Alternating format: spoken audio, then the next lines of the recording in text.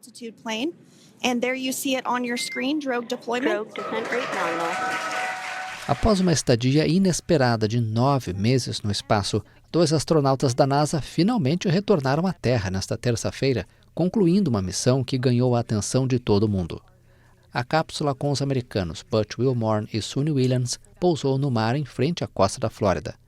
A dupla estava acompanhada de Nick Hague e do cosmonauta russo Alexander Gurbonov.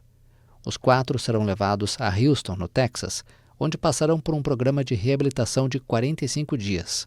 Depois de tanto tempo a bordo da Estação Espacial Internacional, Butch e Suni iniciaram a viagem de retorno para a Terra na madrugada desta terça, encerrando a prolongada missão.